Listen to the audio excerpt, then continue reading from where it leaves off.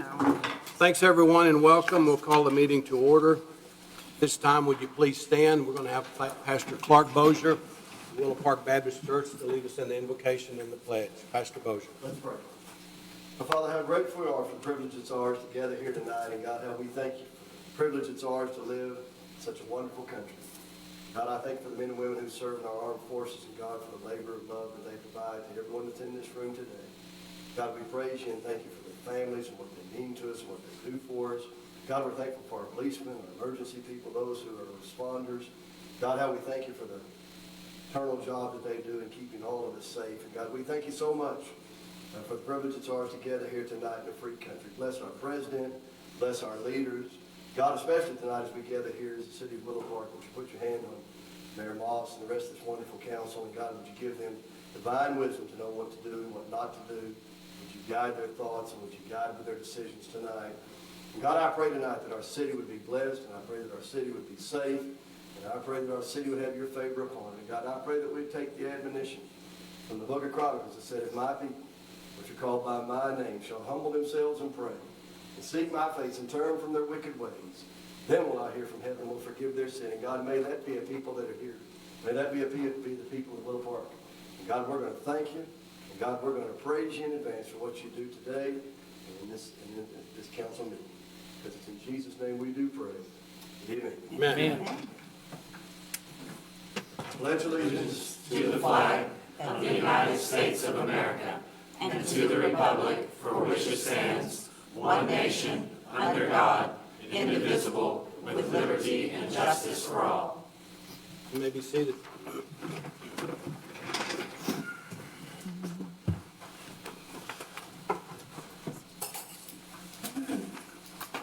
Could I get Miss Lisa Flowers, the chamber board,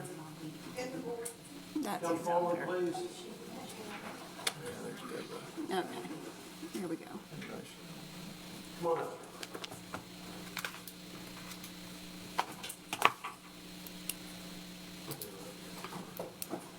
Don't gather around both sides.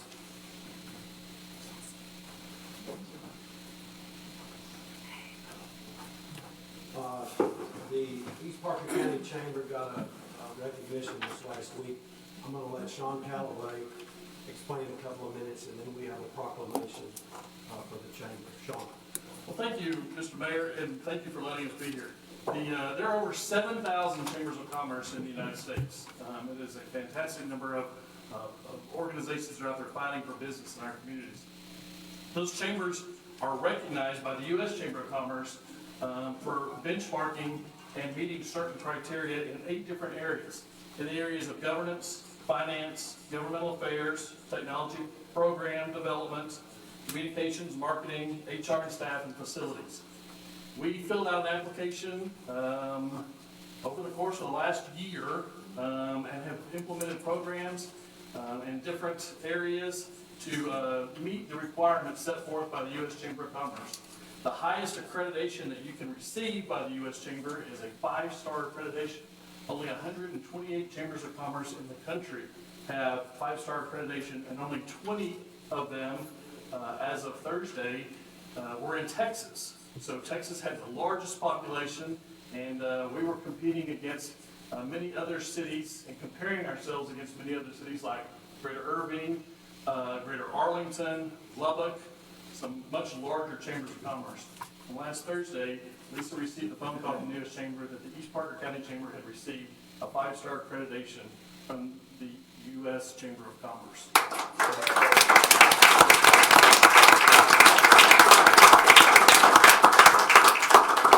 Thank you, Sean. This is a proclamation honoring the East Parker County Chamber of Commerce. Before I say that, I'll read this. I've been in business 33 years. I've been involved in a lot of chambers, and I've told Lisa this, I've told other members of this. East Parker County Chamber is the best chamber I've ever been a part of. They're progressive, everything they do, and this says a lot right here with the accreditation. Lisa and her staff, they do a fantastic job. Whereas the East Parker County Chamber of Commerce has received a 5-star accreditation from the U.S. Chamber of Commerce, and whereas the U.S. Chamber of Commerce states that 5-star recipients are recognized for sound policies, effective organizational procedures, and positive impact on the community. And whereas only 128 chambers, or 2% among the over 7,000 chambers nationally, have achieved this distinction. And whereas the work accomplished by the East Parker County Chambers benefit our community through their economic development, tourism promotion, and community development programs. And whereas the East Parker County Chamber has been a strong partner with the City of Willow Park in endeavors to promote and develop our local business community. Now therefore, I, Doyle Moss, Mayor of the City of Willow Park, along with the Willow Park City Council and our entire community, do hereby commend Lisa Flowers and her staff at the East Parker County Chamber of Commerce on this prestigious honor.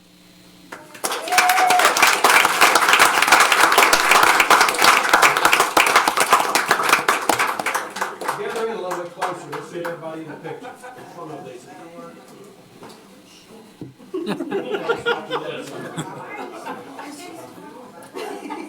See, the trick is you gotta hide so you don't get photo bomb.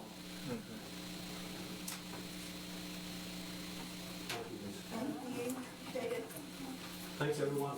Thank you. Thanks, Sharon. Thank you so much. Absolutely. Good job.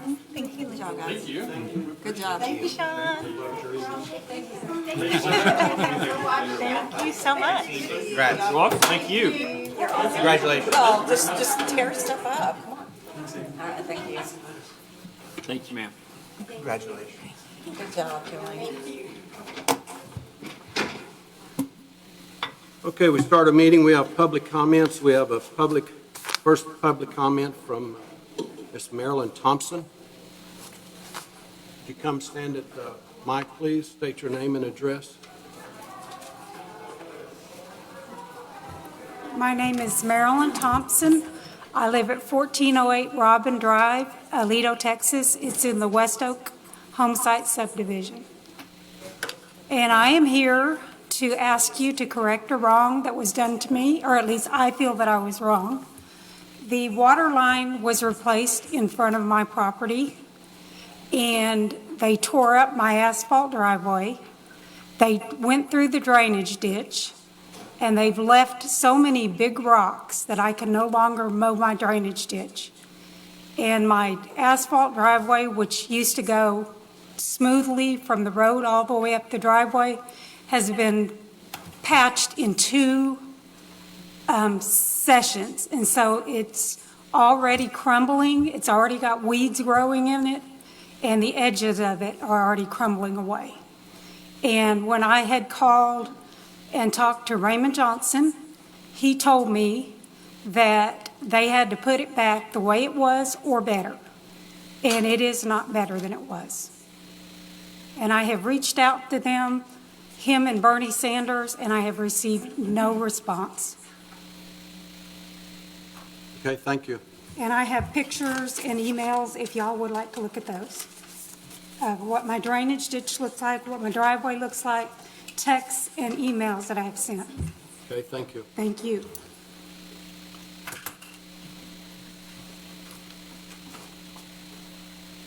This time, first item on the agenda is to approve City Council regular and workshop meetings, May 12th, 2020, regular meeting minutes. Do we have a motion, please?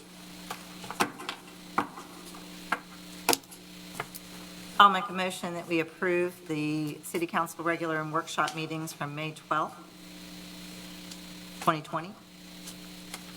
Second. We have a second. Any other discussion or questions? All in favor? Thank you.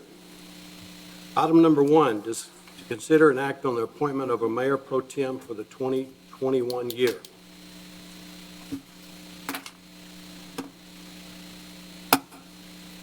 And I don't, let me go get the script. I apologize. Okay. Time out.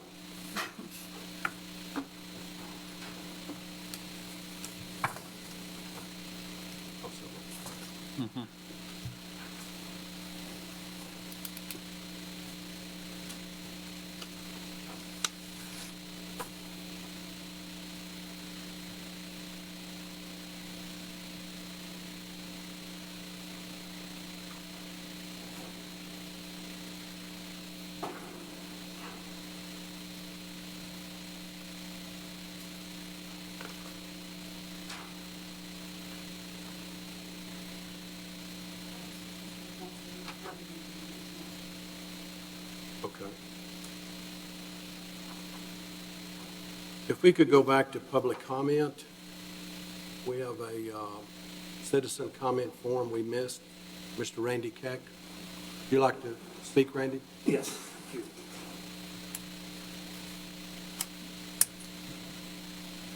My name is Randy Keck. I live at 428 Pecan Drive in Aledo, and I appreciate you allowing a foreigner to come up and speak to you just very briefly. A quarter of a century ago, in about 2 weeks, I became the owner of the Community News, and it has been quite an amazing journey. When I look back 25 years, I see this guy who was working in a convenience store at night so he could be a all-mannered reporter during the day. And I never could have imagined where things would have ended up, or not right, actually ended up, but where they are now. And City of Willow Park has always given me interesting things to write about, and I appreciate that. I feel like we've grown up together, and the community is so much different than it was 25 years ago. We were going to have a party, and we're still going to have one. We're probably going to wait a little bit longer just to make sure everything is safe.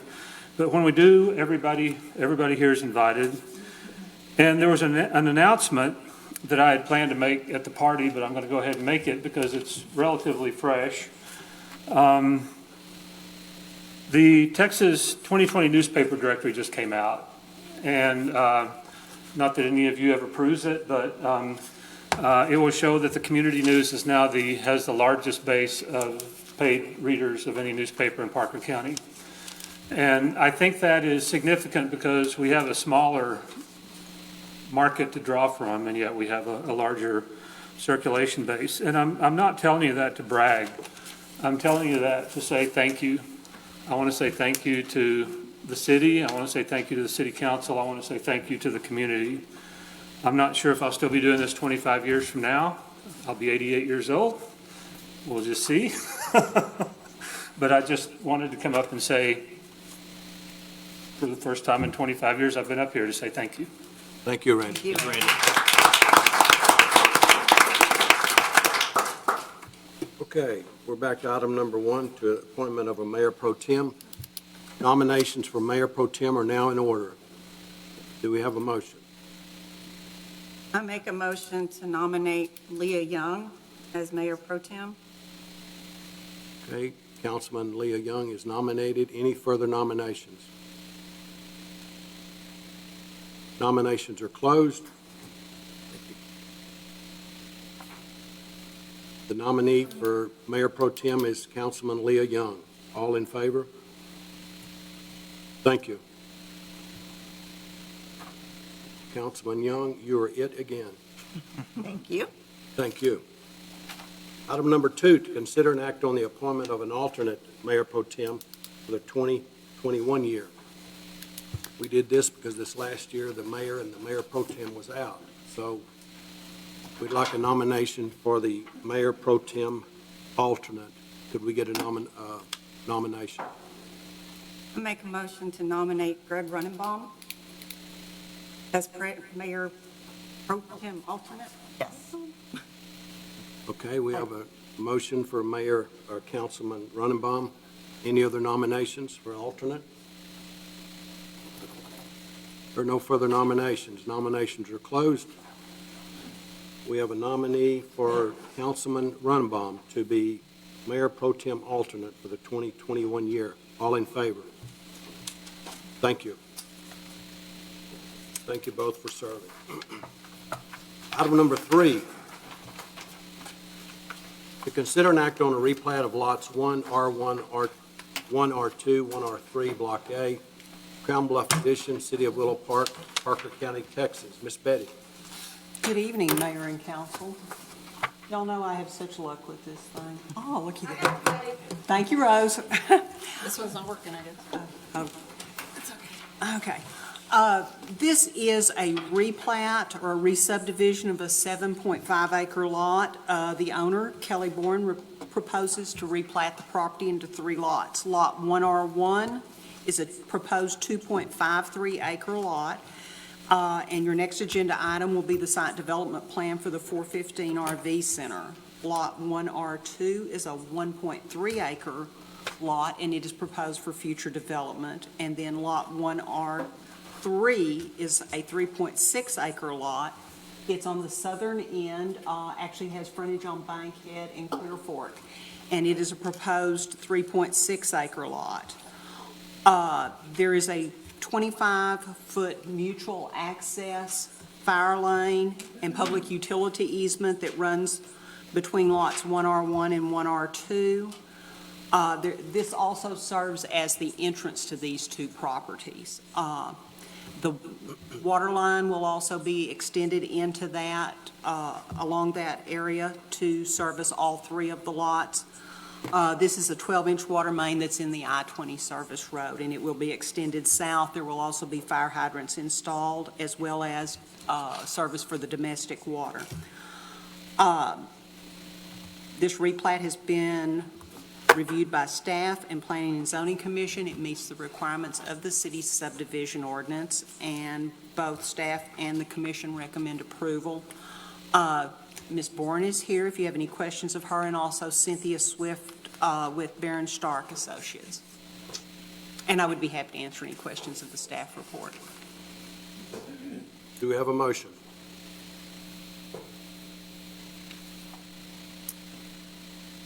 I'll make a motion that we approve the replat of lots 1R1, 1R2, 1R3, Block A, Crown Bluff Edition, City of Willow Park, Parker County, Texas. Do we have a second? Second. Any other questions for Betty? All in favor? Thank you. Item number 4, to consider and act on a site plan for recreational vehicle sales and service on Lot 1R1, Block A, Crown Bluff Edition, City of Willow Park, Parker County, Texas, located in the 4500 block of Interstate 20 Service Road. Ms. Betty. Thank you. This is the 2.53 acre lot, which is on the corner.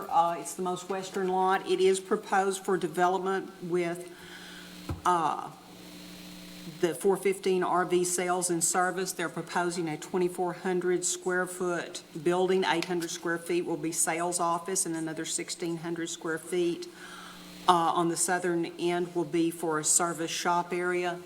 You will notice that there is also approximately 16,000 square feet of display area, which will have concrete pavement along the frontage.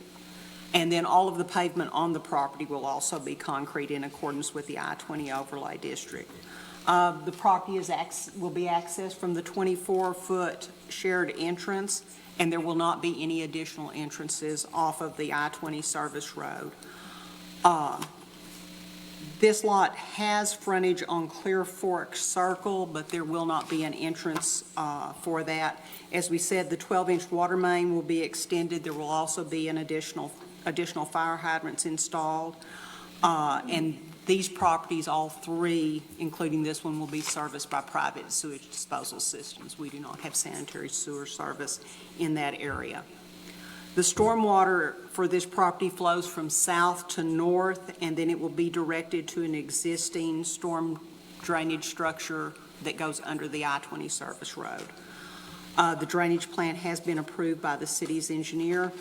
I would have you note on the landscape plan, it does meet the requirements of the ordinance, but you can also see there is extensive landscaping along Clear Fork Circle, and there are 5 existing large trees that are going to be preserved on the site. You can see 2 of them up toward the area where the display is, but they are doing a very good job of maintaining these trees and also providing the landscape buffer along Clear Fork Circle.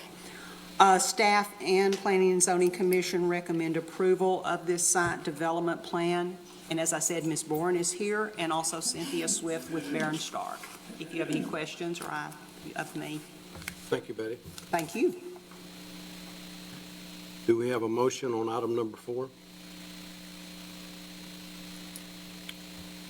I'll make a motion that we approve the site plan for sales office and service shop located on Lot 1, R1, Block A, Crown Bluff Edition. Do we have a second? Second? Any other questions for Betty?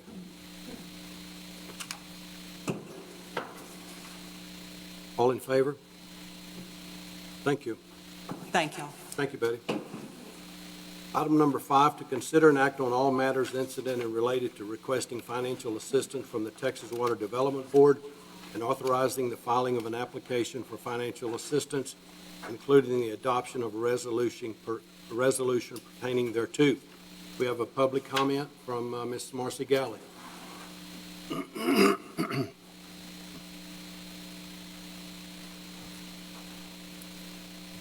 Good evening, Mayor and Council and staff. My name is Marcy Galley. I'm at 500 Squaw Creek Road.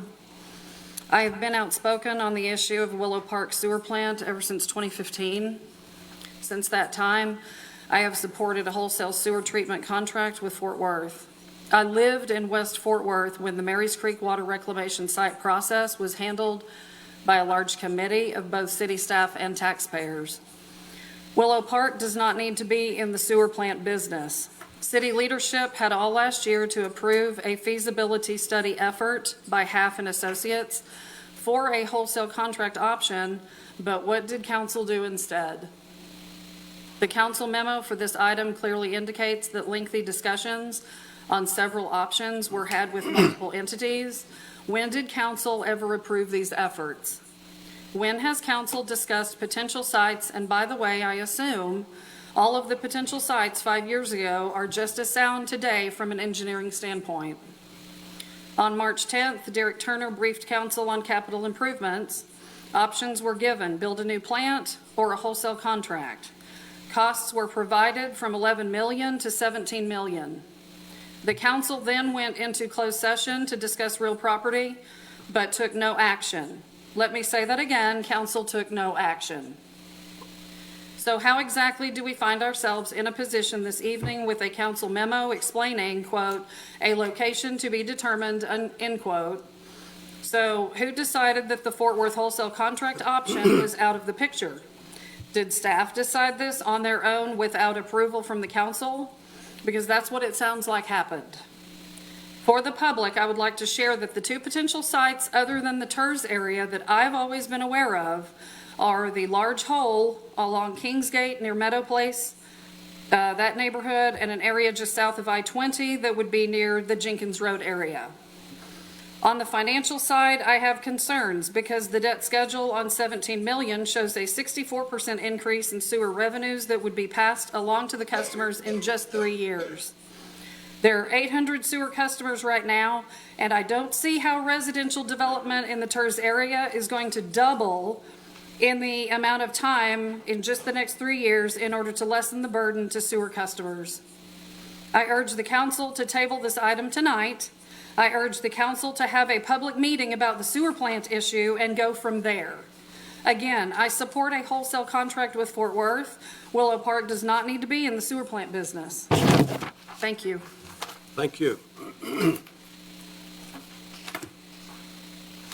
Mr. Grimes? Tonight, we have two presentations, one from Derek Turner to follow up from the March presentation that Ms. Galley referenced. We also have Eric Maha, who is here with Hilltop Securities. Kind of a brief overview from the March meeting. There was a lengthy discussion about Fort Worth wholesale. There was been previous discussions about Weatherford wholesale, and there was what I reference as kicking the tires with Alito as a wholesale agreement. We've also, in our process of doing due diligence, looked at several different sites as we discussed in executive session. And so we did our due diligence on that. Just to be clear, on the timeline, March 10th, Derek lays this out for you, and we announced that we were going to apply for these funds on March the 10th. Councilman Runenbaum actually suggested that we start the process immediately. Through the month of March and into April, we RFP'd for services with Hilltop Securities, Norton Rose Fulbright, and Jacob and Martin for financial, FA financial advisement, bond counsel, and consulting engineer. On April the 14th, there was a motion made to approve those RFPs to those entities. It passed unanimously by everybody in the room except for Councilman Crummell. And so to that end, Derek and Eric started getting to work on preparing the application. Before they begin, I want to be clear, as this says in the staff memo, this is not an issuance of debt. This is not an official notice of intent to issue debt. This is simply a resolution to apply for the funds. I think when Derek gets done with this presentation, you'll see why staff's recommendation is to build a plant, but clearly we are going to go at the direction of council on this. This does not. No. This does not. It's not on the agenda.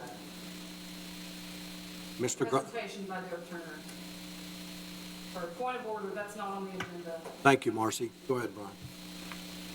This is not. This is not an issuance of debt. If you decide you want to go to do a wholesale contract, you will have the capability of doing that. You have a range of 17 million to do that. You do not have to utilize all 17 million of the funds. But council directed staff to proceed with this application in March, and you RFP'd and approved bids in April. So tonight, we're going to give you some of the questions that have been asked about capacity, growth, how we're paying for this, what the debt service looks like. Keep in mind, these are preliminary numbers, especially with Eric. This is going to be a lengthy process, much like the Fort Worth Water Project.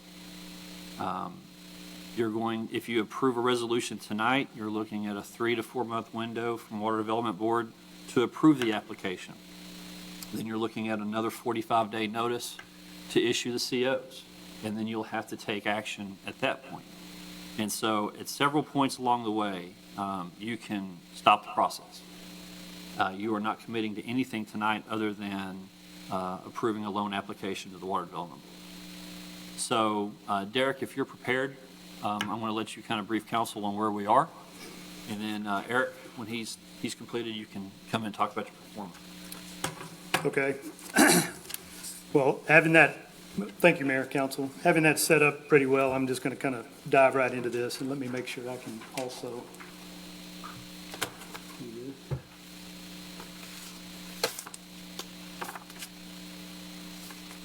may have to help me with it. I try to get off my minute. Yeah, we'll switch. Here, man. No. Okay. Good.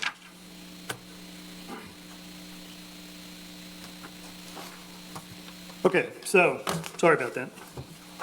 So, as has been mentioned, we've looked at hopefully all of the available options that the city might have over the course of a pretty lengthy period of time. And those have been mentioned, but just to summarize generally, we've looked at options for building a new plant, a couple of different options there.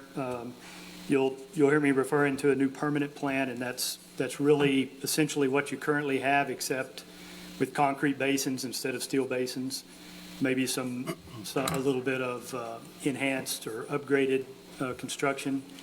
The second being constructing a package plant, which is what you have, which is steel basins that's brought in pretty much assembled and set in place and ready to go.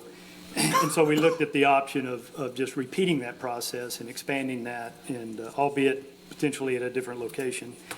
And then a wholesale contract with another local entity that's in the treatment business, and essentially 3 options there: Fort Worth, Weatherford, and Aledo. That makes sense.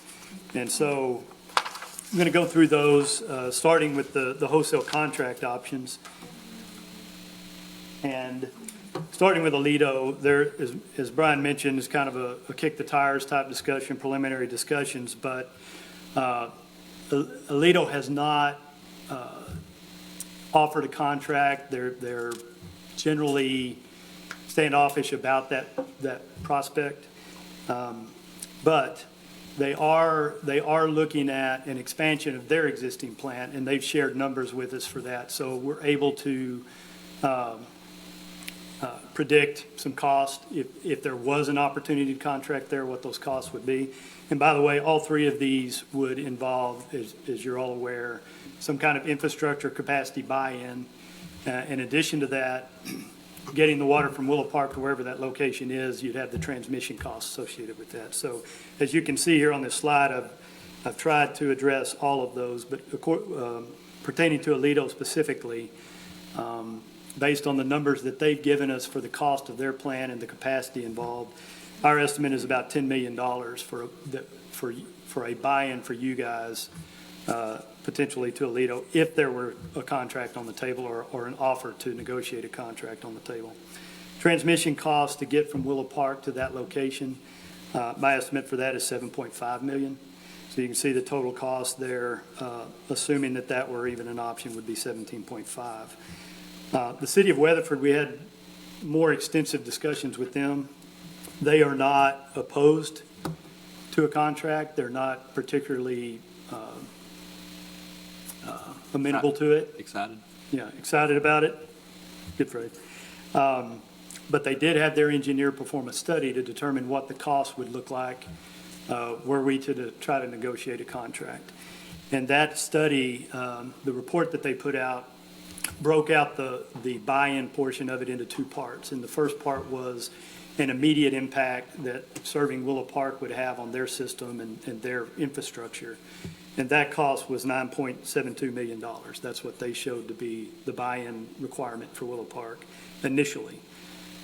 They also broke out a separate number based on a 10-year projection of the impact that you guys would have as capacity or as demands increase and their demands increase. And that number was $9.25 million. So the buy-in for Willow Park, where you need to negotiate with Weatherford, would start at 18 or 19.1 million roughly.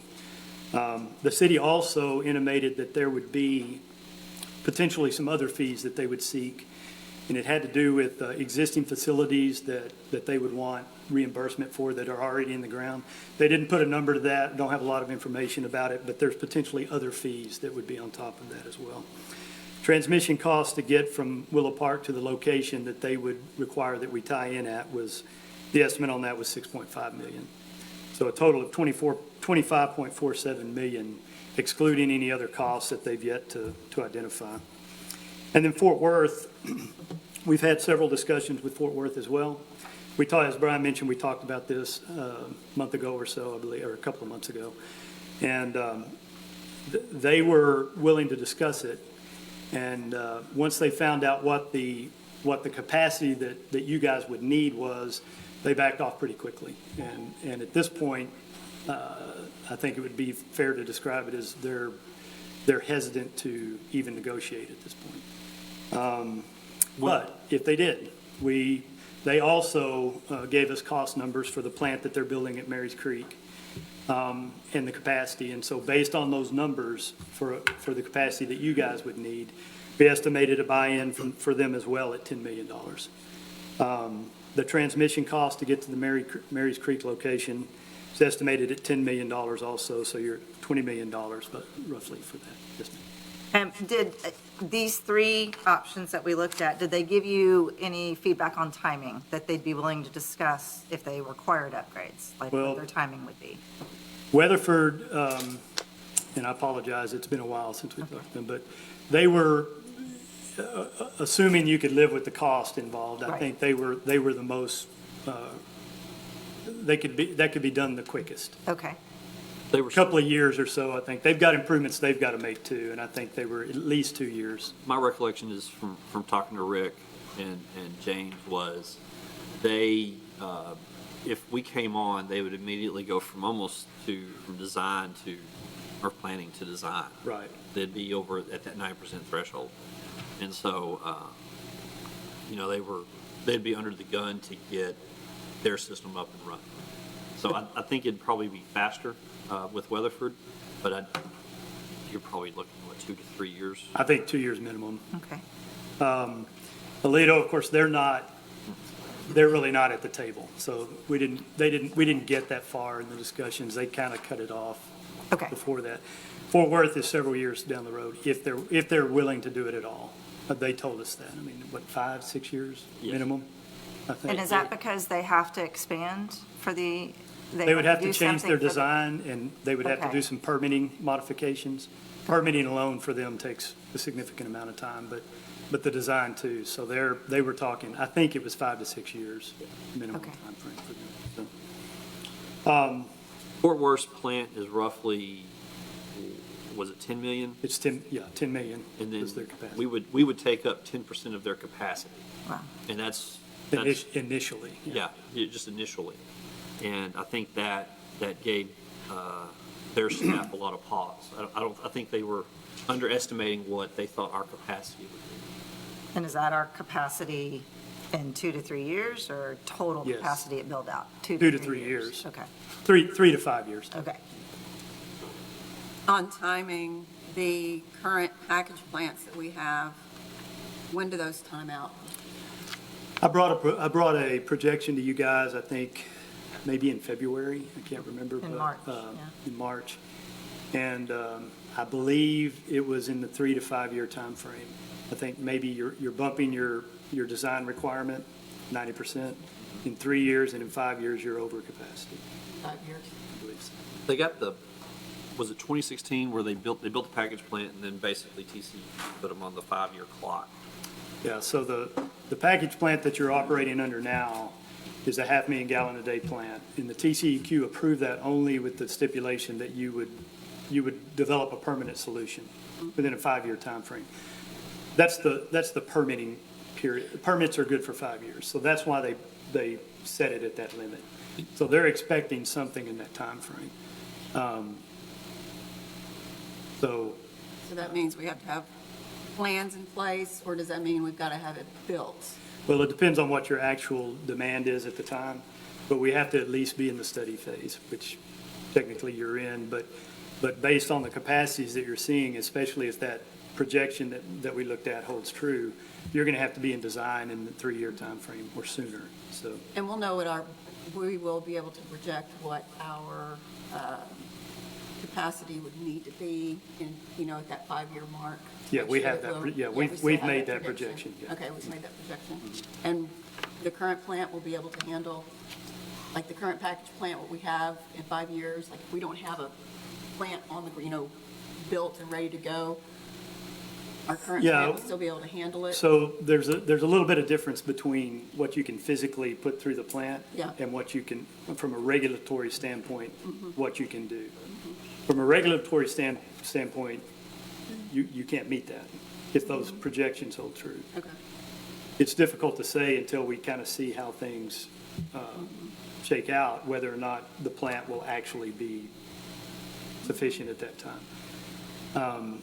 The plant is designed for a certain peak. It's a 500,000 gallon a day, average day plant, and it's designed to handle a certain peak. So it's not like, on May 5th, 2024, it's done. But it's something you need to be concerned about. Did we ever fix that leak that we had over there at the Beaver Pond? Remember whenever the rain gets up real high, there's drainage that winds up getting into the system. I know that there was a hunt there for a while. There's always inflow and infiltration in the sewer system. Sometimes it comes in manholes when it floods. The guys went through and changed some lids on some manholes and did some other stuff years ago, 3-4 years ago. I don't know if it's specifically what you're talking about, but they're always in the process of trying to address those issues. Okay, so don't mean to be, I haven't had any data or time to ask questions. So 3 to 5 years. So 2024 is what you said, we're going to need to have it. I used the date as an example. I As just an don't remember, I don't example. have that information So we don't- in this presentation, but Okay. it's in that time frame. Yeah. Okay, so we don't have an exact date on when it needs to be done. We had that in March, right? That was part of the March Yeah, presentation. the projections, so I we mean, saw those, yeah. I've got a year, there's a year in the projections. I know in 2023, you cross that threshold. I believe in 2025, your capacity exceeds what the plant capacity is. I don't have a date, but that's the projected timeframe. So the package plant option, again, would be essentially basically just doubling what you've got. It would look the same, it would operate exactly the same, albeit at possibly a different location. On the permanent plant side, you've got, and let me back up just a little bit. We talked about this last time too, but because of the location on the stream segment of the Clear Fork that you discharge into currently, because it's listed on a federal impaired stream list, the TCEQ is not going to allow us to increase the discharge at that location. So we have to go downstream of that location for any additional discharge that we have. So there's going to be transmission costs associated with the new plant too. And the transmission cost estimate that we've done is $3.2 million. The actual cost of the plant, as I mentioned, was $11 million. So the total cost for that project, for construction of that project, or the capital improvement cost, would be $14.2 million. The new package plant, if you chose to do that, obviously you'd have the same parameters as far as location and discharge, but the transmission cost then would be the same. The treatment cost would be $5.7 million as an estimate, for a total of $8.9 million. So that kind of brings us to what you've got in front of you, or what Eric's going to be talking about in a little bit. So currently the proposed option, or the recommended option, would be the new permanent plant. That gets you through, that would be considered to have a 30-year time or lifespan. The package plant would typically be much less than that. 10, 15 years is probably a reasonable estimate on that. Your old package plant, I think you nursed it along probably for 20, I think, maybe something like that, which you can do obviously, but it was also falling apart. So, but the permanent package plant would give you, would last you through the life of your planning period, and allow for expansion and that kind of thing. Total cost on that is $17 million. That's the 14.2, or just under 14.2, as you'll see in Eric's presentation. But that also includes a refinance of the existing note that you're going to start paying on, I believe, very shortly, at a much lower interest rate. So the $17 million covers both the new plant and associated facilities, and the refinance of the existing note. The site has not been established, but we have been evaluating different locations, and there are some good locations that we've looked at. As I mentioned, the discharge location would have to be changed, and as far as permitting, as soon as the site is finalized, or at least a selection is made on the site, you can and should start the permitting process at that point, because the permitting process is going to be part of the critical time frame to get the project underway. I'm going to go through real quickly and set up a little bit of the financing information before Eric comes up. There was some discussion about the number of services and the debt service and all of that. Your current number of connections is approximately 800. You had, that table right below this shows the number of units that you currently have permitted development-wise. These are projects that are currently under construction. I believe all of them are, or at least they're very, very close to being under construction. They're all permitted. So the number of service connections that you would add for those permitted connections would be 482. But 3 of those are multi-unit facilities. So I went through and broke down based on the number of units in each one of those 3 facilities, the living unit equivalents, which is just a way of from a capacity standpoint, breaking out what that equates to in a single service example. So based on that, the LUEs, the living unit equivalents for the use of the system, would be 638. And that comes into play on the volumetric rate on your rate schedule. And so your current rate schedule, you've got a base charge of $20, a volumetric charge of $5.15 per 1,000 gallons of water used. Your current average daily use is about 7,660 gallons per connection per day. And just for a comparison, I looked at your 2019 audit, and pulled the annual revenue for the sewer system, that's direct revenue just off rates or off of service charges, which was $570,900. But using your current rate structure and your current average daily use number, the projected additional revenue from those permitted units would be $418,000. Now, that's a preliminary number, but it goes to demonstrate that there's a significant amount of income to be had off of the new development. The numbers you're going to see from Eric actually included that estimation of increased revenue. It also included about a 75 cent per 1,000 gallon increase in the volumetric rate. So just so you know, that's how when he shows you the numbers that you're going to see and it shows the projected revenue, that's what that's based on.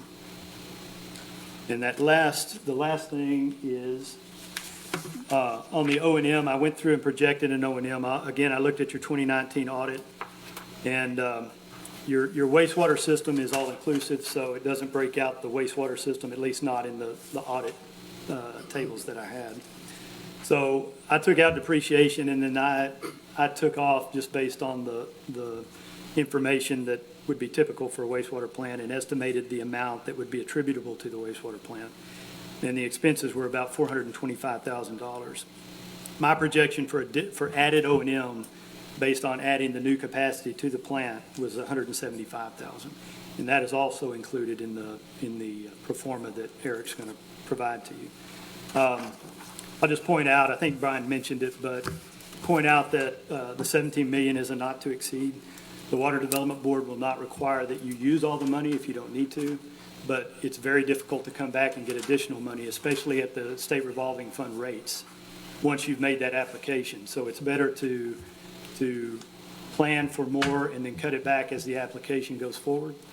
The other thing I would point out is that really at this point, from my standpoint as the engineer, nothing's off the table. The Water Development Board will not think anything's off the table. There's going to be a significant amount of both engineering and financial investigation into this before the application is completed and approved. So there is still time, as Brian said, you're approving an application, potentially approving an application to apply for funding. We'll be coming back to you after that process is complete for a decision as to whether or not to actually issue debt. That's all I have. Thanks, Derek. Can I ask one question? You just said nothing's off the table as far as the Texas Water Development Board is concerned. Would that include transmission lines if we did, say, get Fort Worth to agree in the next several months to do something? Yes, Could these funds that we approve be used? It's Yes, not it would. specifically for a plant. Right. It would require we'd have to go back and provide some additional information, but they would potentially approve it. Potentially, okay. Potentially. It's not unheard of. Right, okay. Thanks, Derek. Thank you. Eric Maha with Hilltop Securities will provide some financial information. Good evening, Mayor, Council. As mentioned, Eric Maha with Hilltop. I believe each of you might have a few handouts here. And I know it's been touched on by Mr. Grimes and Mr. Turner. This is really just the first step in the process. In the coming weeks, we'll be finalizing this information both on the financial side, the engineering report also as part of the application. The application is really made up of three components. You have the legal analysis, the financial, and then the engineering. And so we'll be packaging that together over the next few weeks. But on the financial side, we thought it'd be helpful just as a first look. You've seen the number of 17 million, and as Mr. Turner pointed out, that is actually 14 million for projects, new projects, and then about 2.93 million would be to refinance some 2017 debt. And just as a bit of history on the 2017, you may recall, back when we sold those certificates, we intentionally put a short call feature on those certificates. So they are currently callable. We wanted to allow the city the ability to refinance at some point in the future if there is a long-term facility. So part of the analysis here tonight is showing the ability to take advantage of that call feature since it's currently callable. And then you'll notice, given where interest rates are with the Texas Water Development Board, there's actually an opportunity of savings by doing that. And so if you'd like, we can maybe start on Schedule 2. That would probably be the latest update. You know, over the last few weeks, we've been looking at different scenarios.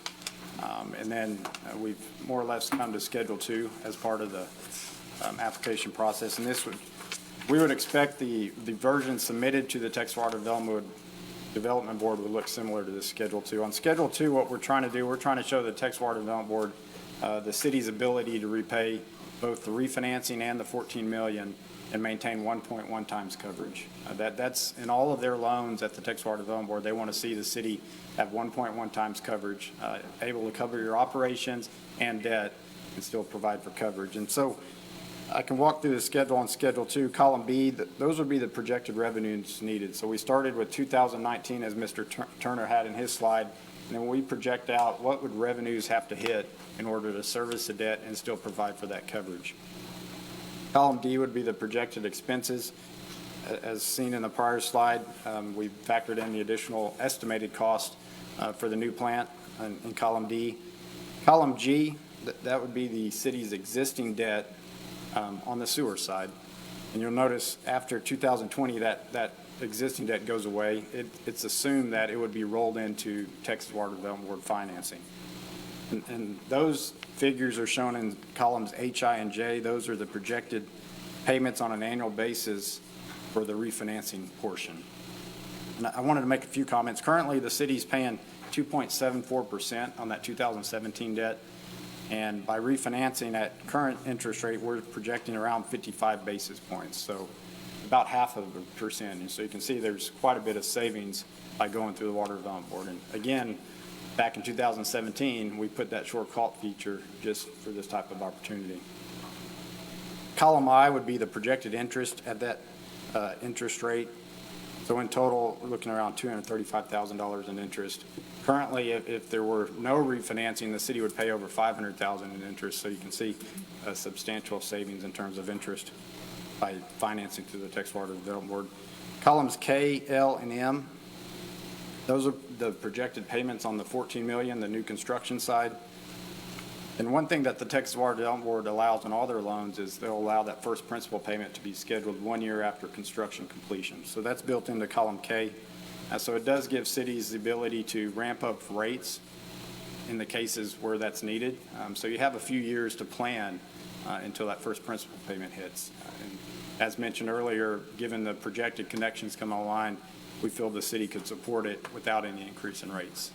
But that is something that would have to be monitored annually, given connections and so on. So the interest rate on the new construction loan, we're projecting at 0.2%. Again, that can fluctuate between now and the time when we lock in the rates. In terms of timing, once the application is submitted, I know Mr. Grimes alluded to it, it takes about 3 or 4 months for the Water Development Board to come back to the city to give you a funding commitment. And once you have the funding commitment, then you go through the traditional debt issuance process. And the analysis here tonight, we assume the actual rates and the funding would occur early in 2021. So there is some time between now and 2021 when interest rates can fluctuate, but based on the rates today, we're projecting around 0.2%. It's a heavily subsidized interest rate through the Water Development Board. I believe currently it's 1.65% below market. In some cases, you'll actually get a 0% interest rate, but as the longer the debt goes, it's going to creep up a little bit. So that's baked into the analysis. And then on the far right, you see the total payments from sewer revenues and then the projected coverage. And as I mentioned earlier, column O, the projected coverage, we never want to see that drop below 1.1 times. So that's the target there. I did go through that fairly quickly, but if there's any questions, we'd be happy to answer. There are some other items that we submit with the application. This is probably the key item that the Water Development Board will focus on, but there's other items that will be submitted as part of the financial package. And then the Water Board will review it over the next 3-4 months and then come back to the city and us as consultants with any questions or additions or changes. So. Any questions for Eric? Good job. Thank you.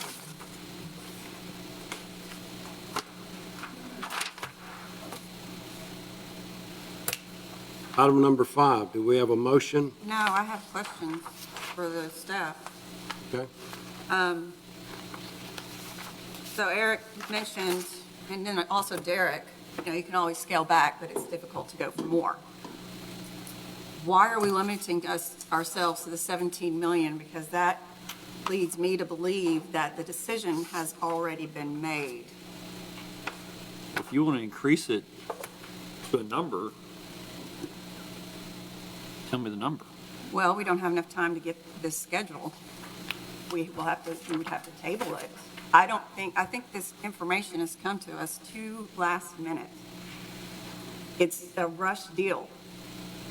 Had I seen these, I hadn't seen any estimates until tonight on what, I knew what the estimate was for the Weatherford contract, but I didn't know what Fort Worth was.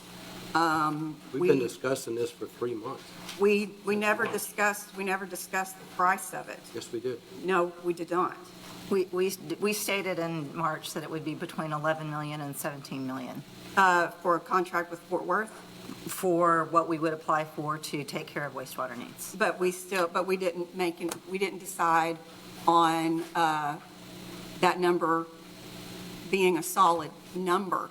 We didn't know what the option was with Fort Worth. We never saw that. We're limiting ourselves here. Well, to be fair, as of today, you don't have an option with Fort Worth. I know, And because we haven't exhausted that possibility. I mean, I would like to see what the numbers would have been for the 25.47 million. All this has been thrown at us. These numbers have been thrown at me quickly. I got this today. I already had a full day booked out. All this information I asked for on Friday. I said I would like to see it, and that's why it was presented tonight. It's the first I'm seeing it. you And- got Derek's you got the information as soon as I got it. Well, the public did not get it. Okay, but The we public got didn't receive this. it. Did not get this information in enough time to make an appropriate decision on this. We've been discussing this since March about a sewer plant. We talked about Fort Worth not being an option, Weatherford wasn't an option, Alito wasn't an option. We've been discussing this. We It shouldn't be news to you. We did not talk about Fort Worth not being an option. No, we did not in executive We've session. discussed it. We did not say that Fort Worth was not an option during that executive session. And I said I would like to see what Fort Worth would be. Because in that executive session, what was discussed was that the time schedule was actually bumped up a little bit for Fort Worth. I don't think we can discuss executive session, Okay. Well, but just we, making that. Can I ask a question that may lead to some, my understanding is we're starting the process to apply for funding that can go towards any wastewater treatment option. That's correct. What I just heard Eric say was that we have 3 to 4 months before there's a funding commitment that we will have to act on. Can we see a more detailed discussion on what the options are in that 3 to 4 months? Do you think we as a city can pull together a discussion on, a better discussion on what the options are in 3 to 4 months before we have to make that funding commitment? Is that a possibility? When you talk about the options, so are you talking about Weatherford or are you talking about Fort Worth? We went through all the multiple Yeah. options with Derek's presentation. So are we talking about wholesale contract options or, All of them. oh, yeah. I recognize real estate's an issue, that can't be discussed, Yeah, you know. that- and that- it- that's where I was- You know, but we do have an existing plant Mm-hmm. that we can fully iron out what that possibility would be, Mm-hmm. that we don't have enough space or whatever. But on an agenda item, a more detailed discussion of what those options are before there's a funding commitment. That's correct. We Yeah. can do, Yes. you're saying we can get that pulled together. Put that on an agenda before a funding commitment. when you say funding commitment, before, in the next 3 to 4 months, is that what we're? Right, that's, I'm going off of what Mr. Maha said, that Yeah. we would be getting a funding commitment request, I guess, from, is that? Yes, Is that, okay. That's for the 17 million, or are you talking about? The 17 million, possibly if we funding apply, it? if we start the process today, we have 3 to 4 months before a funding commitment. That's correct, but the 17 million will go in the application. Derek may have some additional comments. We can't change that number once we start. That's correct. And if there's a situation of needing to change, it can probably come back to council for additional resolution. with the new amount. If it had to be over the 17 million, Right. right. But If it's within the 17 million, it does not have. So then my next question is, my impression from what you've presented in March and tonight and said is, in your professional opinion, 17 million should give us still options on multiple locations, multiple thoughts of what we can do. Yeah, I mean, based on the numbers I gave you, Okay. there's at least 3. I think there's only 1 that's really outside Okay. that number. The one thing I wanted to mention is, during this process, the 3 to 4 month period, one thing that's got to be done, we have to complete a preliminary engineering report that is part of that application. So there will be an extensive study, and we have to, they require that we look at all options. And we have to provide them with detailed information about each option and why one certain option was selected. And that will all be presented to And that will council? be presented to you Okay. during that process. Any other questions? Do we have a motion?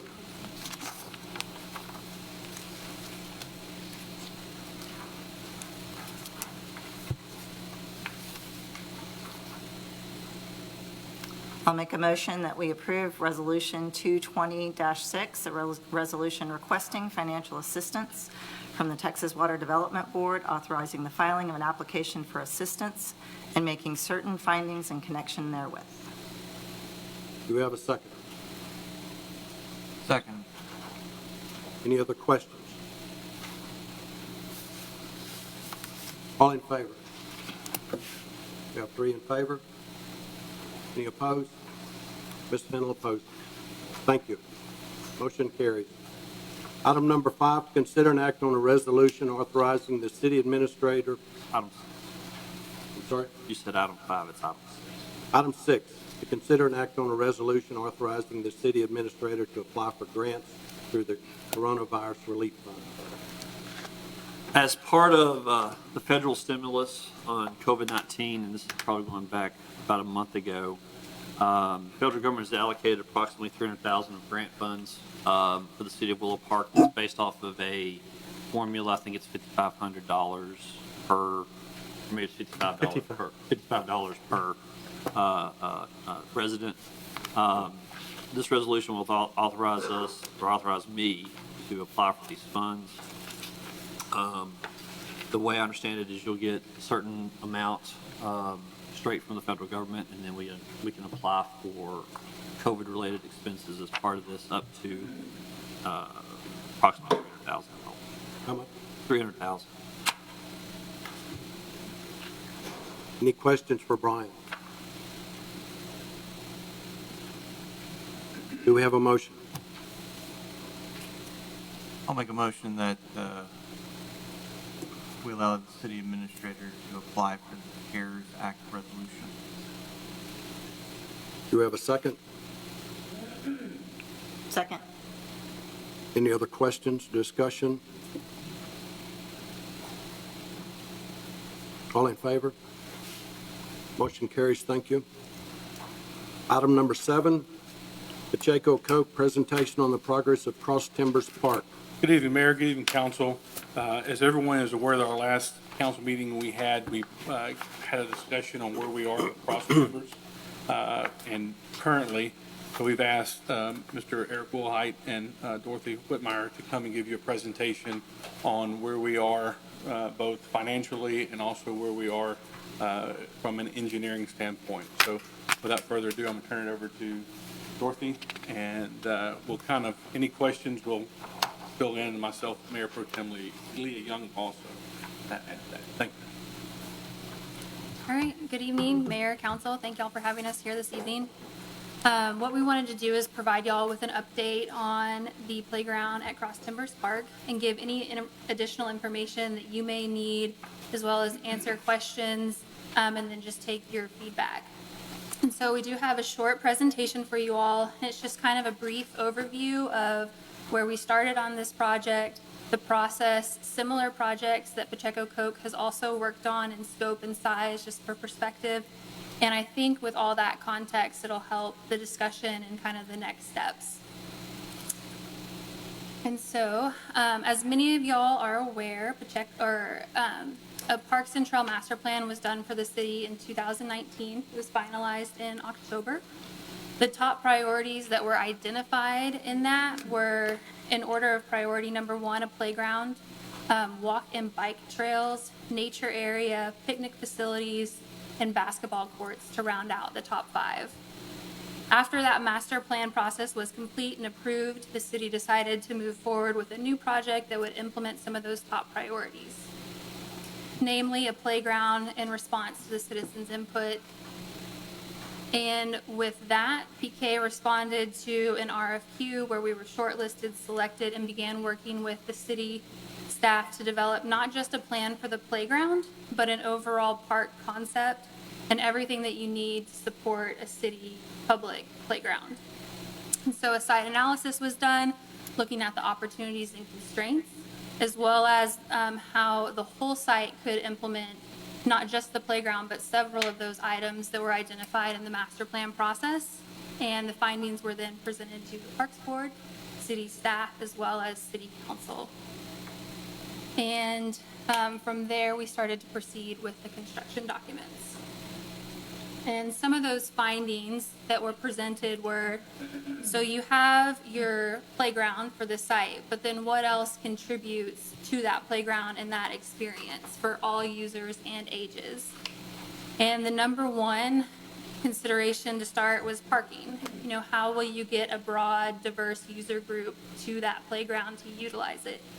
So we factored in the parking lot, and then you have additional layers, you know, your user groups. You have the kids on the playground, but the people who bring the kids to the playground, the parents, the supervisors, you know, what will improve their experience. So you start looking at shade, seating, a walking path was a consideration, and then just beautification of the site, and then kind of duration, how long will they stay there? Then you start to factor in water, lighting, restrooms, and so you can see how all these layers start to develop, and depending on your goal, that's what you add in and take out.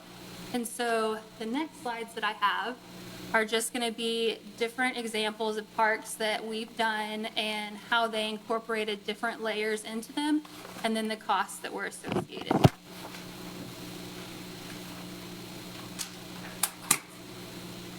And so first up is Toddler Park. This is in Shenandoah, Texas. It's a smaller site than Cross Timbers.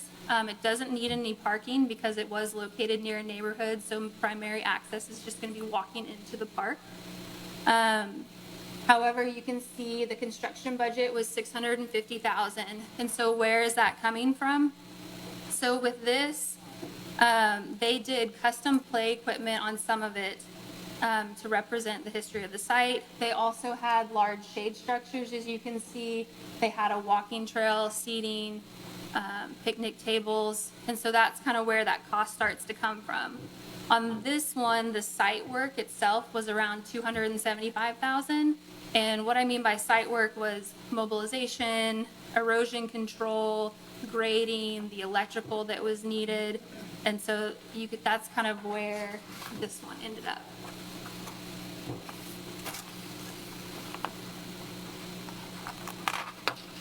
The next example is Sienna Park, and this is near Bryan, Texas. And this one, actually, kind of the original fee started out at $600,000. However, as the city and the community started to develop the master plan in the park more, they decided in response they wanted to add some additional components to the park. And so it ultimately ended up being a $1 million park. This is similar in size to Cross Timbers and what's there. And what got added into it is an event lawn, a playground with shade structures. Again, you can see water fountains. They did an open air pavilion. For this one, it did have neighborhood access, but they also provided 8 parking spaces. And then the last main feature was a half basketball court. So you can see how that translated for this site. And then the final example that I have is Liberty Ridge Park, and this is in Murphy, Texas. Where's Murphy? He's the fighter. I'm sorry, go ahead. No, that's great.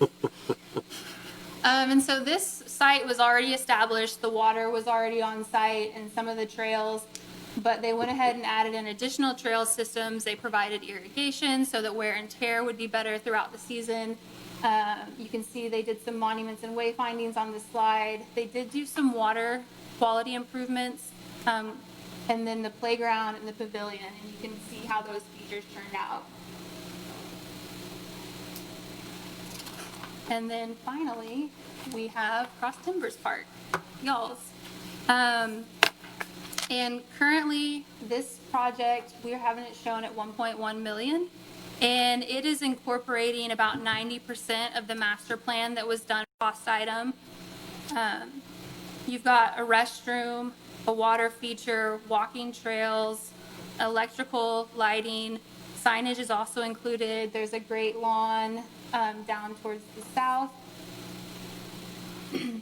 And that's kind of what's been packed into this park. And as well, going back to the playground, you've got the surfacing, but also, so there's a minimum, a base level of accessibility that's included on any site, right? You have your sidewalks, your parking, but with this, in the city specifically wanted to go above and beyond that. And so that's where some of that surfacing comes in. There's also play equipment specially designed for this site that's inclusive and that encourages all user groups and abilities to play together.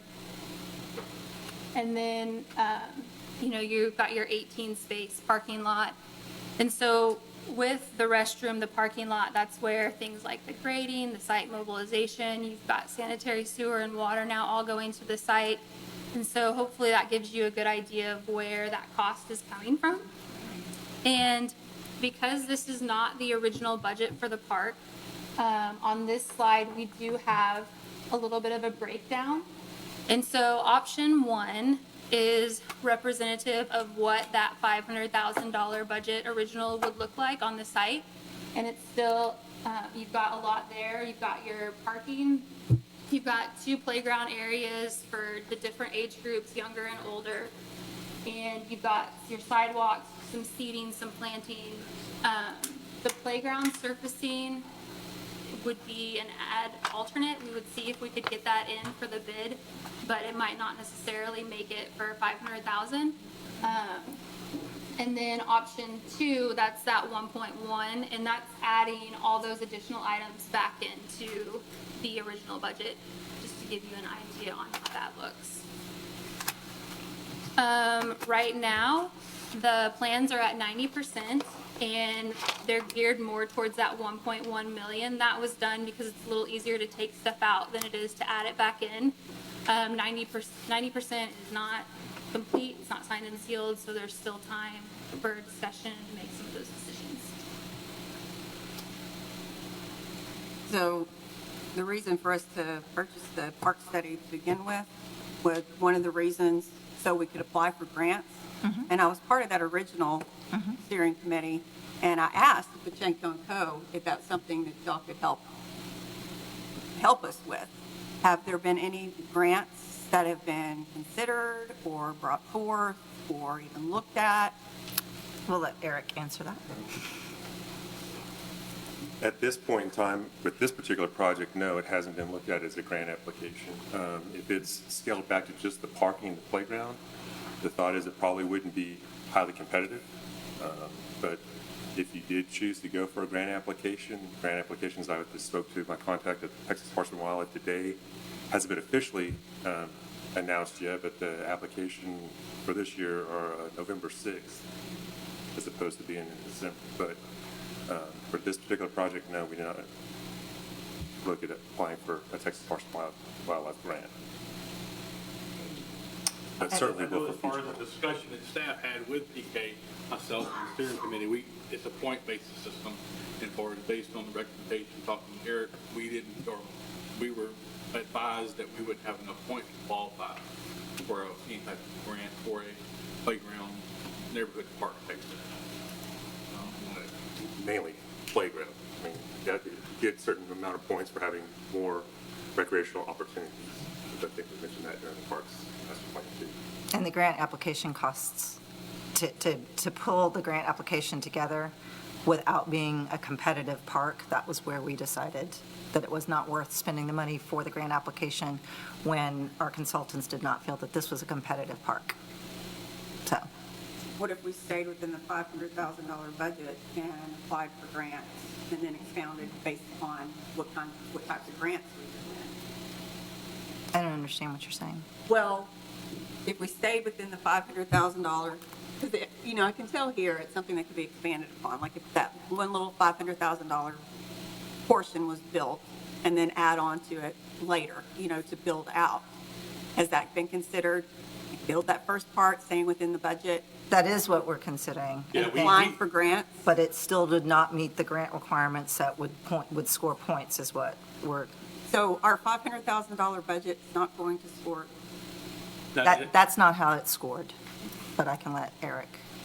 I mean, if in the future you apply for a grant on another piece of property, say for parks, we think there's opportunity to combine this one with that because you're providing more recreational opportunity and maybe tie that in to that park development as well, help with the scoring criteria or the scoring of the points. For this one, there's not enough bells and whistles to score to get a grant. That's our opinion at this point. We haven't, ran it through anybody at Texas Parks and Wildlife with the plan that we have at this point.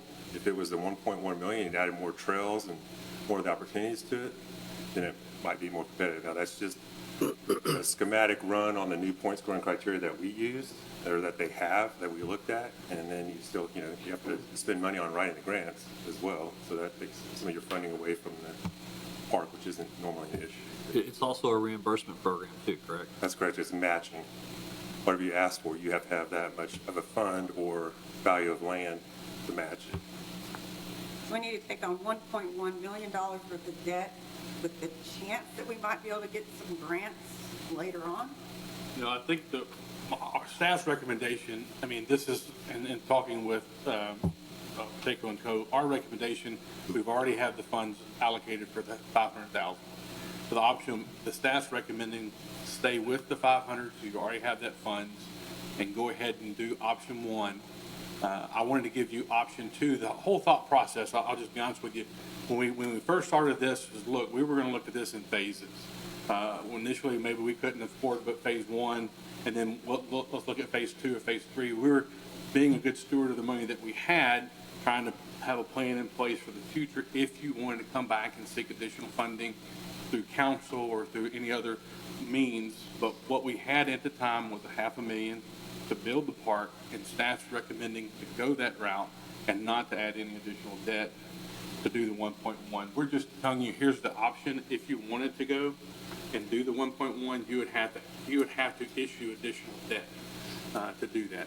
Staff is recommending just stay with the 500,000, and we can do the option A, or the first option, and complete the park. Now, I know during our park master plan, there's also discussions of additional parks within the city, and through that, we will seek funding through the Texas Parks and Wildlife Board. Well, the only reason I mentioned the 1.1 is I was being told that we couldn't get any grants with. But as far as the 1.1 and the whole conversation when we first started, we didn't know what the initial cost would be. So when we came out there and the things that we heard through our park master plan and talking with citizens, talking with mothers within the community, is a big things were bathrooms, shade structures, some walking trails, some amenities that they wanted to see. And so we included that in our discussion. And so when we put together a cost estimate, we realized, hey, it's going to cost $1.1 million. We only budgeted $500,000. In order to fulfill that wish or fulfill that plan, we would have to go out and add additional debt. And so that's where we are, and that's really the discussion. It's a discussion item only. It's not taking any action. I'm just saying if council decided as a whole that they wanted to do the 1.1, then we would have to have a discussion at another council meeting to issue that debt. So that's really where we are.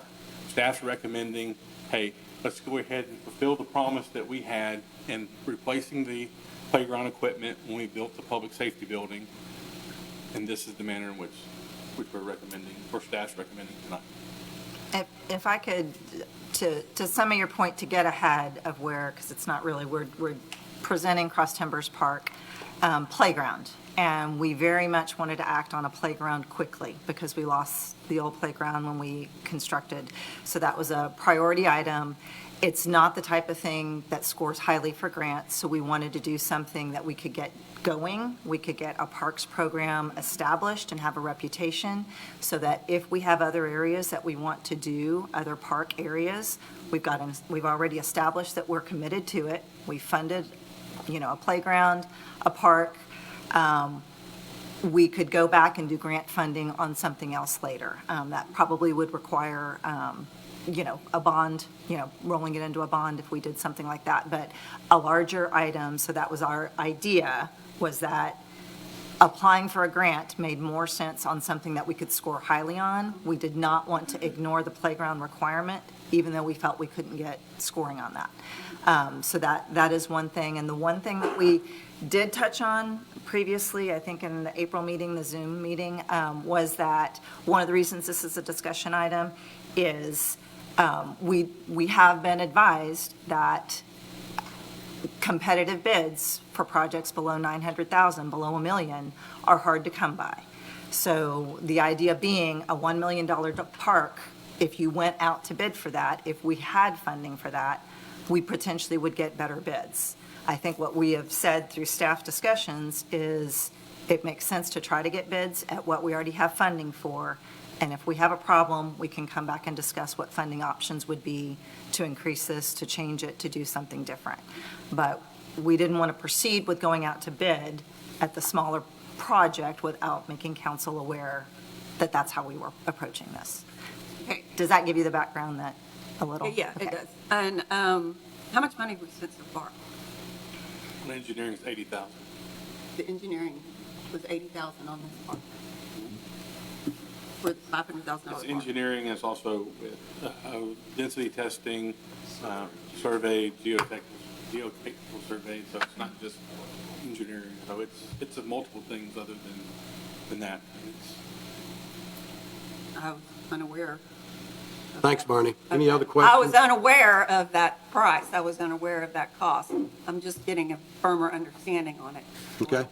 Anything else? Any other questions? No. Thank you, Barney. Item number 8, 2021 budget calendar. Mr. Grimes? We are fastly approaching the budget season, and thank you. Alicia, do they have a copy of this, or is this just mine? No, if them, I'll have plenty of copies. If we have a copy of the budget calendar, if y'all are interested in it. This is from last year. We haven't really updated it for this year yet. We will get certified values from the county by July 25th. I think that's a Saturday, so we may either get it that Friday or that Monday. But we'll get certified values from them. That will be the deciding factor, obviously, on which rate to set. We also will have it looks like we're having a significant increase in the tax ceiling limit as well. And so that's going to change a couple of things as well. That number, it looks like it's going to increase 10%, if I'm just going off math or off memory. And where values will probably come in somewhere around 525,000 or 525 million, excuse me. If tradition holds from what Larry sends out in April versus what we get in July. I have advised department heads throughout this COVID-19 process to expect a flat budget and don't really expect any increases in expenses, including payroll, including salaries, and that's for all employees. With that said, we are here to talk to you guys, are here to take your input on how you want to set a budget calendar. I know that there will be some vacations taken during the summertime. I expect us to probably set a tax rate in September. I'd like to do it around the first meeting. I don't want to push it past the second meeting at all. We have to have the rate adopted by September the 30th. So with that in mind, working backwards, you're going to want a meeting around, I'll call it. So you're looking, our first meeting in September is September the 8th, and our second one is September 22nd. And then your August meetings are August the 11th and August the 25th. If we go to the effective rate, we do not have to have public hearings, and we can streamline the process a lot more. The effective rate is also known as the no new revenue rate. I do not expect us to go above our adopted rate that we have right now, which is 53 and change. Yeah, thank you.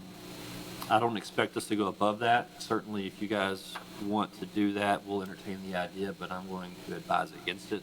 We either stay where we are, or overall rate, or we come off of that. Speaking to other jurisdictions in the county, everybody's, the field I'm getting from my colleagues is that they're going to keep the same rate. But if you want to do an effective rate, we can certainly entertain that idea as well. So, that being said, do you want to have a budget hearing? We do a budget workshop in July where we can bring department heads in. Really, it's going to kind of depend on where you want to set the tax rate, and then we can go from there. If it's an effective rate, this is going to be an easy process. We'll pretty much have to cut some of the things from the existing budget.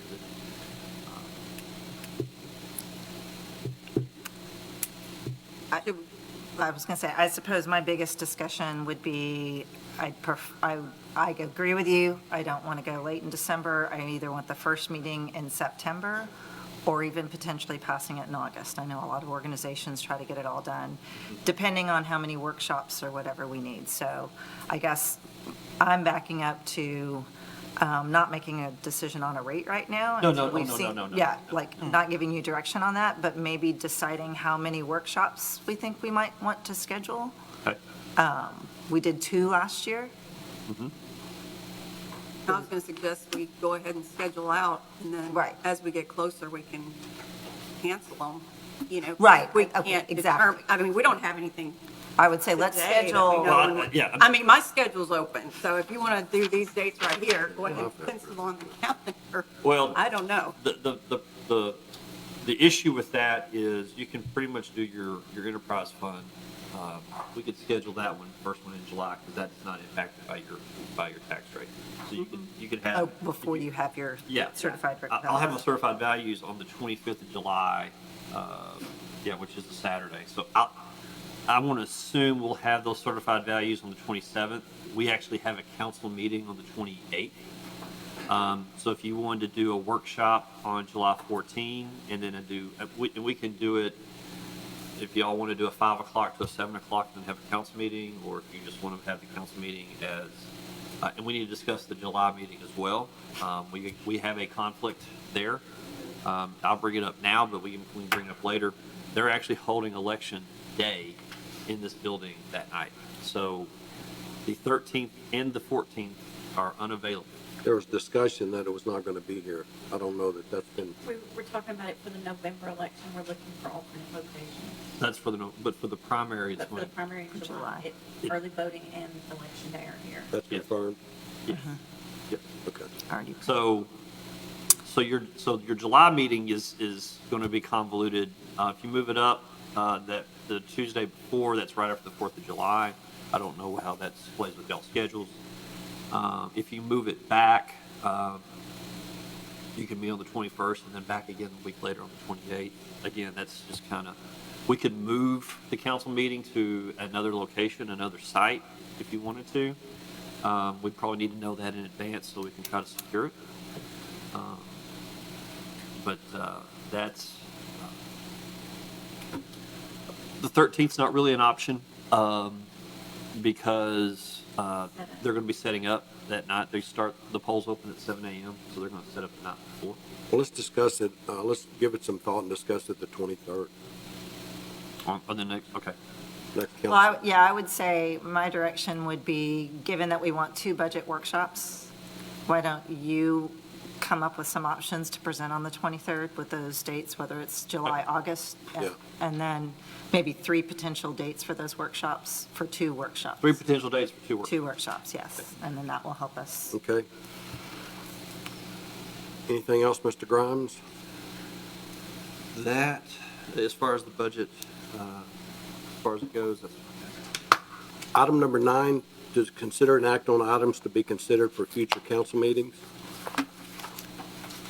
Forget something? I wrote it down wrong. I have a couple of requests. I'd like to see a status report, give a status report on the water project, are we on pipeline, what have you. I'm suing Fort Worth Water, right? Yes, Fort Worth. And then I'm also interested in some plans that I've been hearing about that were drawn up by Louis Lou for a new city hall.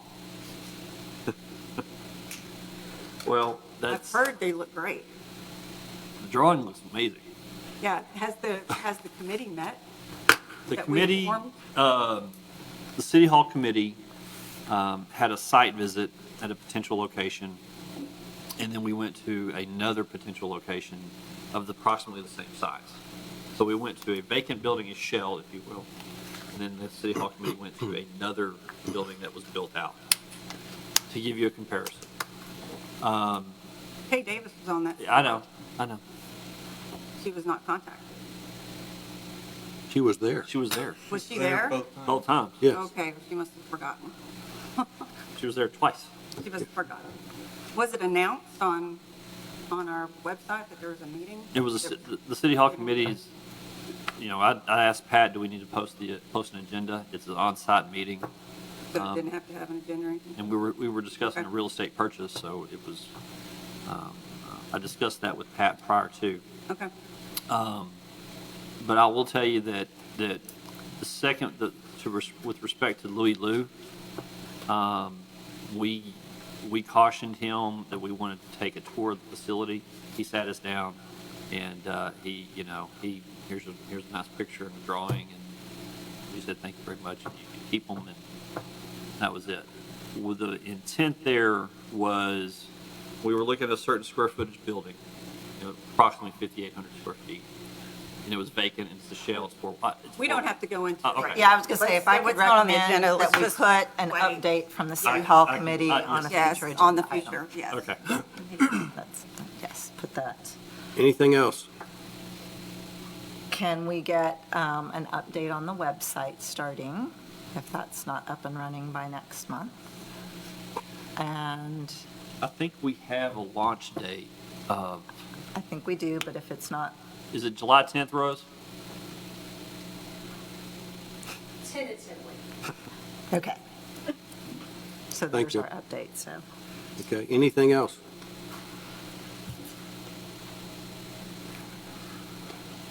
Item number 10, to consider and act on setting the date and time for the next council meeting. The next council meeting is scheduled to be on June 23rd. The 3 items here, I think we can certainly, before, if you count the dates for the workshop, we can certainly get you that information. Yeah, I would say, I would make a motion, like, my discussion before a motion would be that we meet on the 23rd, especially because as we get into the potential conflict on, I don't know if we're setting multiple meetings, but the conflict with July 14th and July 7th, I think we are looking at potentially the 28th, going from June 23rd to July 28th for a council meeting, if we can't meet on our 14th because of location. We could probably find, we'll look at the 23rd to see Right. if we need one. If we need one, we'll find a place for one. Okay, I'd make a motion that we keep our second council meeting of the month on the 23rd and meet on the 23rd, if you need a motion. Second? Second. All in favor of the meeting on the 23rd? Thank you. Okay. That's all we have, Mr. Grimes. Do you have anything else? Several staff members will be taking vacations as that time of the year rolls around, and some of the travel restrictions have been lifted. So just keep that in mind.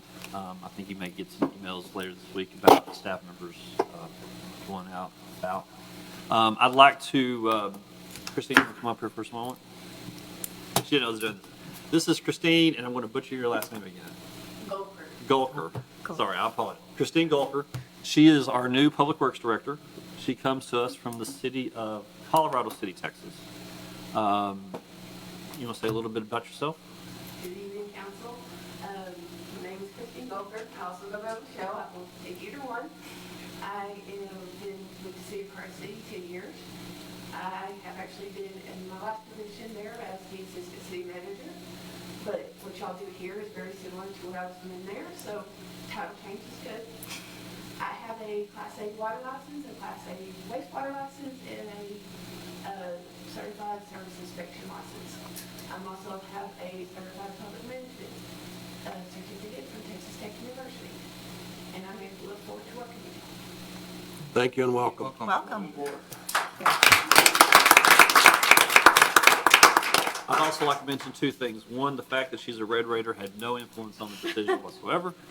And two, she has actually purchased a home here in Willow Park, so she will be one of our residents, and we look forward to her contributions to the community. Speaking for Bernie and myself, we would love for you to start tonight. But I think her first day will be next Monday, or the 15th, I'm sorry.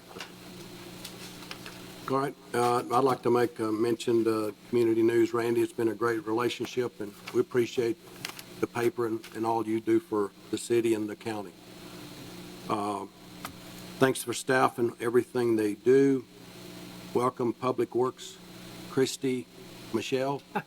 Either one, I'll take any of them. And that's all I have. Anyone, anything else, Mr. Grimes? That's it. Motion to adjourn. I have A statement, or do you have a statement, Leah? Well, I did have one thing. We brought up a bond committee in March. Yes. If you. Yes, thank you. address. So at our last meeting in March, we discussed forming a bond committee, and I think we asked council to bring recommendations to that. Obviously, when the COVID issue hit, this was for a substantial bond for street repairs, if I remember correctly. Speaking with Greg about a follow-up on that, because he was kind of pushing the charge on that, we don't think it's advisable to try to issue a bond. Obviously, I don't even know from a timing standpoint if you could issue a bond by November of 2020. So we may be pushing those nominations back to later summer or the fall. And I have a statement tonight. I'm disappointed with tonight's meeting and the lack of timely information. Pretty obvious I've been pretty lost in the meetings because information is not shared.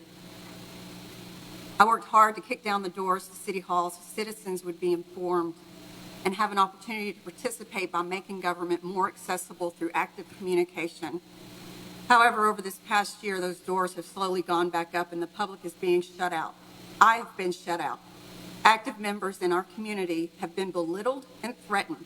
I too have experienced these intimidation tactics, but no more. I will no longer be quiet, and I will no longer be bullied into submission. The request for this $17 million to go for this $17 million was made tonight because Mayor Moss and Mr. Grimes have already struck a handshake deal behind closed doors for some property on Bankhead Highway. It's a common thing that's known. A developer told me, and he said, I thought everybody knew about that. That's why there's the $17 million.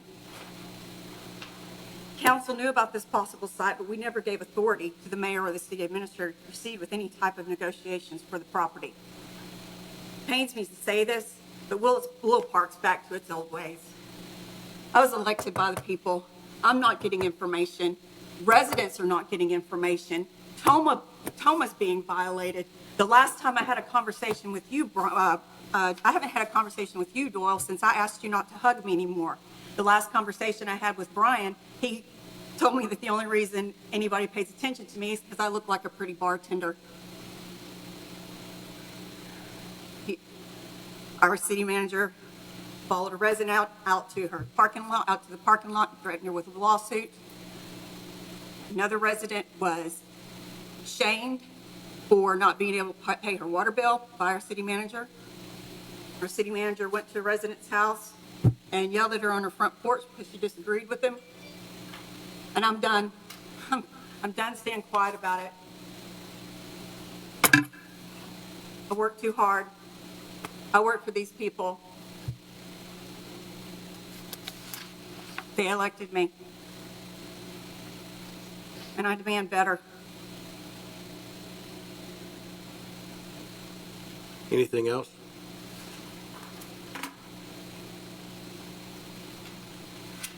The lines of communication with people, whether it's council, whether it's a committee, whether it's a board, there has to be lines of communication both ways. And it's unfortunate, Ms. Fennell's comments. Everyone's entitled to their opinion. But in the 3 years I've been here, I think we've done things right. We've communicated things right. Before I ever made a decision or did something, I asked the city manager, I asked the city attorney, and I think we've done things the right way, and we'll continue to do the things the right way. So there has to be lines of communication open. There hasn't been. So with that said, do we have a motion to adjourn? Make a motion that we adjourn. Do you have a second? Second. All in favor? Thank you. Everyone have a good evening. Shame on you. You let that happen. Shame on you.